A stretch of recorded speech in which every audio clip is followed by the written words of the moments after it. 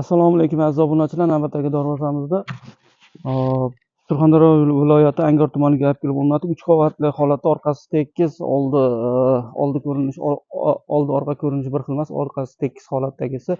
Hop, listlarini tanishtirsak 2 yillik 1.8 plyusovdan bo'lgan, hop, yondorlari 12 lik shivilli rossiyskiy tepalari 12 ga 8 da 2,5 stenasidan bo'lgan, tagi pol hamma yerda 12 lik shivilli listlar 1.8 plyusovdan bo'lgan.